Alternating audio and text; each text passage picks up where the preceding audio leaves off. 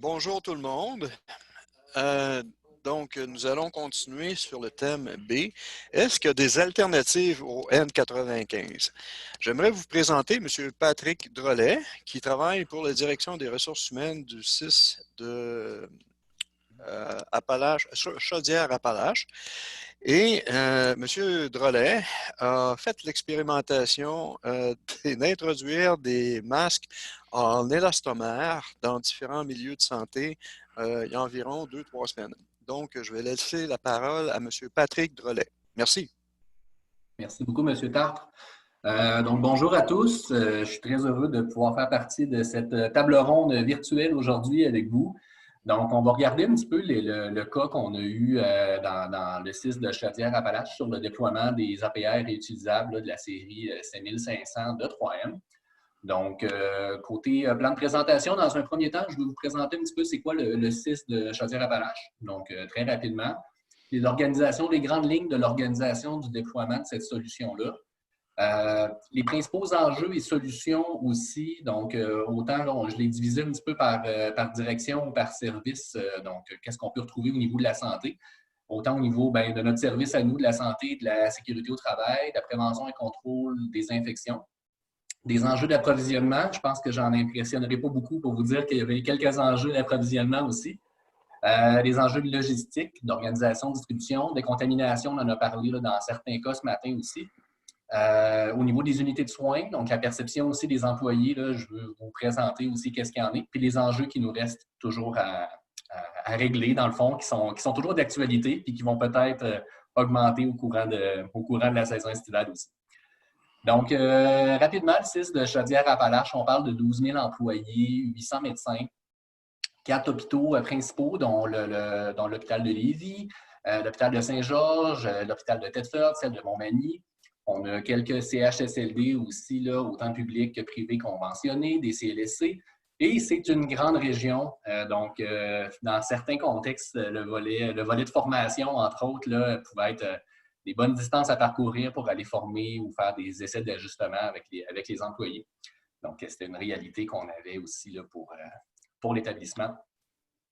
Donc, au niveau de l'organisation du déploiement, on avait déjà quelques appareils de protection respiratoire en élastomère de la série C1500 de 3M qui étaient déployés. Je vous dirais, on avait quelques-uns en santé au travail, on en avait aussi en pharmacie.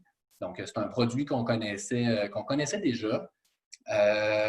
On avait aussi une disponibilité de 425 appareils de protection respiratoire avec 460 paires de fils qui avaient été emmagasinés lors de la grippe pandémique là, H1N1 en 2009.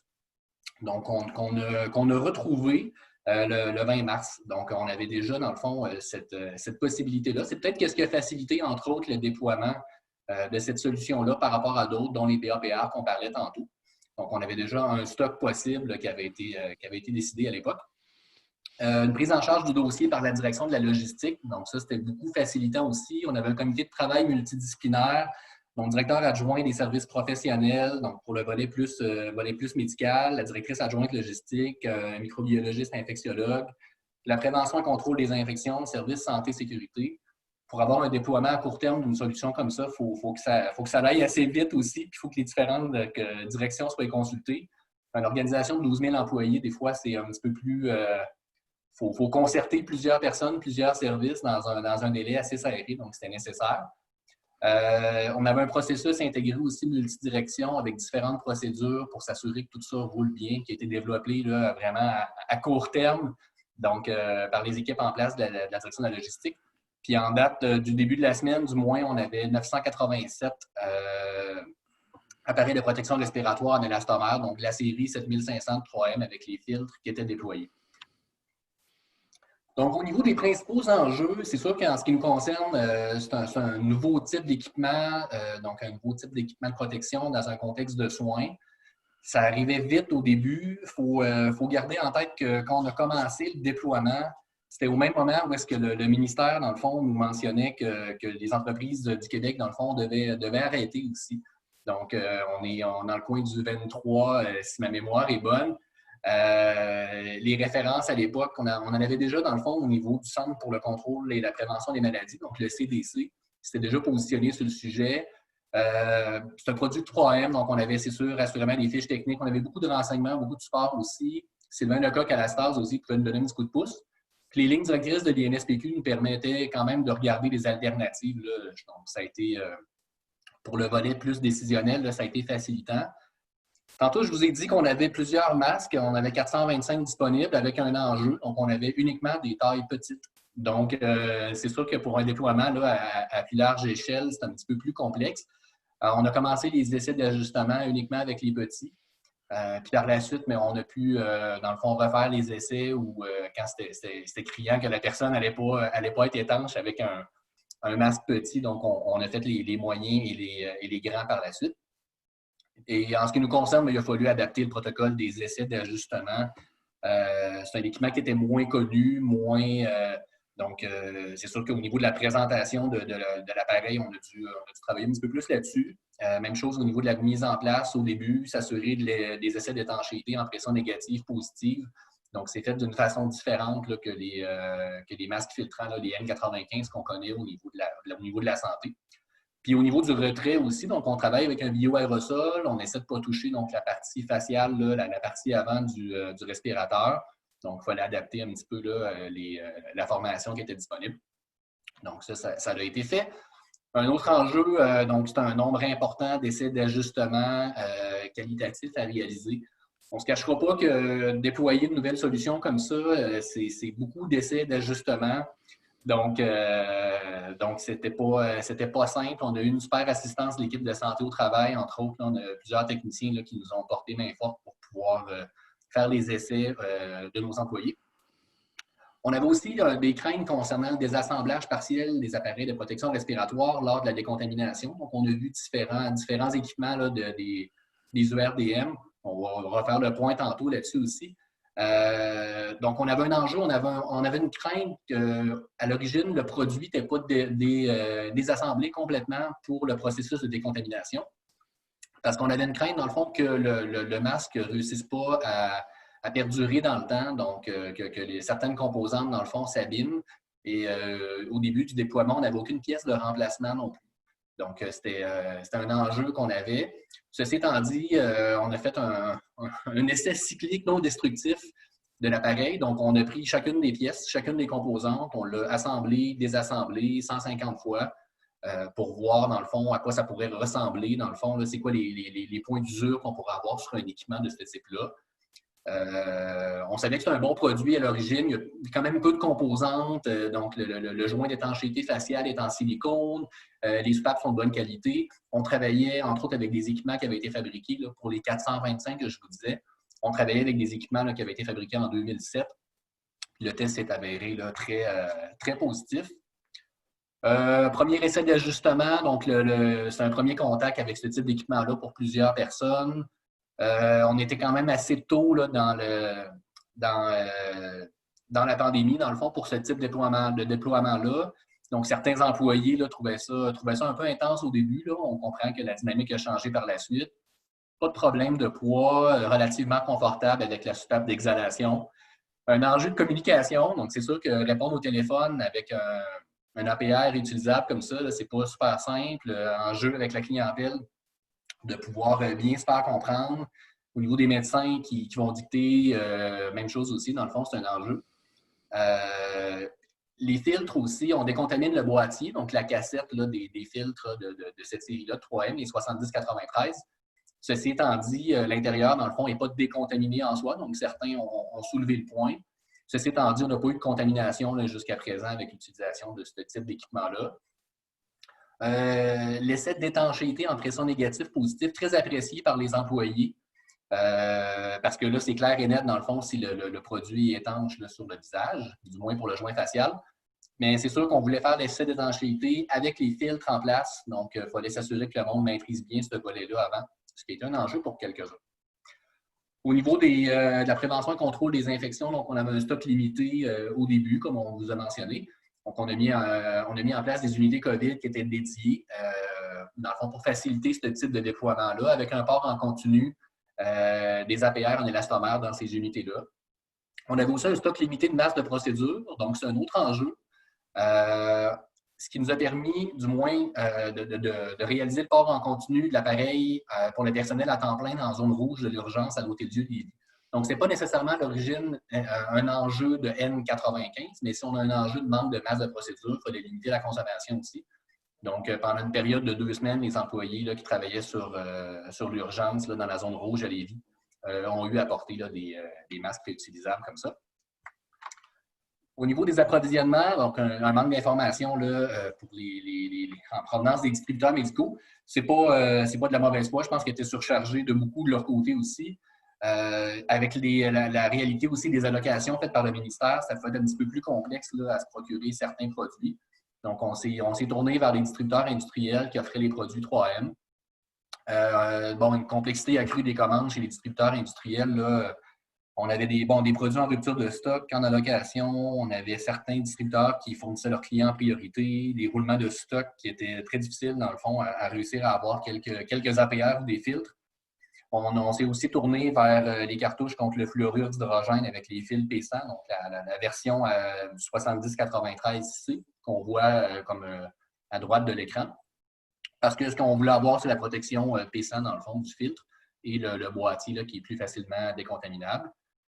On a eu 2 techniciennes excellentes dans le dossier, Lydia et Judith, qui ont travaillé là, vraiment d'arrache-pied pour réussir à se procurer tout ça, malgré des fois plusieurs déceptions, mais ça a quand même, somme toute, fonctionné. Même chose pour les pièces de remplacement, qui est un enjeu toujours. Ce n'est pas un masque qui est utilisé normalement, donc jusqu'à plusieurs décontaminations par jour, plusieurs personnes qui portent le masque, donc plusieurs ajustements qui sont réalisés. Donc, on a eu beaucoup de communication là, avec Hélène Dubé, entre autres chez 3M, là, pour ne pas la nommer, là, mais qui nous a donné un petit coup de pouce là-dessus aussi. Au niveau des enjeux logistiques, on avait les choix des services à déployer. Donc, ça variait beaucoup en fonction de l'approvisionnement qu'on pouvait avoir. On a travaillé beaucoup selon, comme je vous disais tantôt, est-ce qu'on a un manque de N95, est-ce qu'on a un manque de masse de procédure, masse chirurgicale. Donc, ça a été un enjeu là, relativement majeur. Des fois, il y a des places qu'on voulait déployer, un exemple à l'hôpital de Montmagny, puis finalement, on a déployé Lévis parce que les cas de COVID étaient plus présents à Lévis. Donc, pour limiter la consommation aussi. Ça pouvait aller jusqu'à 4 demi-masques réutilisables par employé par quart. Donc, c'est sûr que ça limite au début le déploiement qui est possible.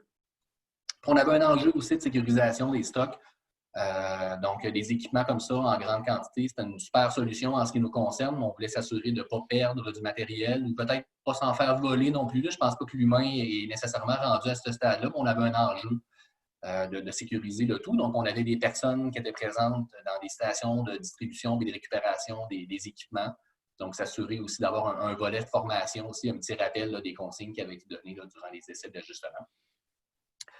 Problématique d'assemblage aussi qu'on a eu avec la stérilisation. Donc, on a tenu un registre de non-conformité pour s'assurer de régler là, les cas, dans le fond, d'assemblage. C'est un nouveau produit aussi. On va le voir là, avec la dynamique de la stérilisation. La disponibilité des appareils en quantité suffisante, là, ça a été tout qu'un enjeu parce que oui, ça se décontamine, mais ça demande du temps aussi. Ça demande de la disponibilité au niveau des équipements. Puis au niveau des départements, on ne savait pas trop la consommation que chacun allait avoir non plus. Donc, on variait le tout là, selon la disponibilité pour y aller un département à la fois aussi. Pour le volet URDM, donc, tout ce qui, dans le jargon, c'est la stérilisation, mais l'unité de retraitement des dispositifs médicaux. Donc, on a profité du fait que les blocs opératoires étaient au ralenti au début de la crise pour profiter d'une main-d'œuvre et d'un environnement qui était favorable pour décontaminer ce type d'équipement-là. Ceci étant dit, c'est sûr que les procédures à l'origine ne sont pas adaptées là, pour un retraitement de masse d'APR en élastomère comme ça. Donc, mes collègues à l'URDM, Jonathan, Christelle, ont travaillé là, pour avoir une procédure de décontamination qui est en fonction de l'environnement de travail qu'on retrouve dans les unités de retraitement.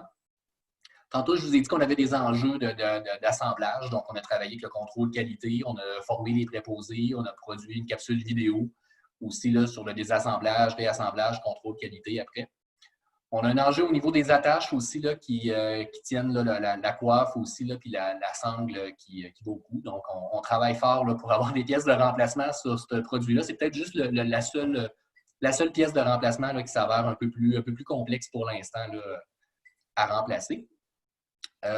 Donc, d'autres enjeux, là, dont la capacité, entre autres, on a rajouté un quart de nuit, on a rapatrié du personnel, des douleurs, entre autres, là, quand les personnes là, rassemblent beaucoup de masques en peu de temps, là, ça a été une problématique. On a eu une rupture du détergent qu'on utilisait, donc on a utilisé de l'hypochlorite de sodium, donc de l'eau de javel là, diluée en substitut, qui a créé des problèmes d'odeur de chlore, de vapeur nuisible de chlore. Donc, on a fourni les demi-masques aussi. On avait déjà les cartouches 70-93C, donc on les a utilisés pour le volet aussi, la vapeur nuisible de chlore à ce moment-là.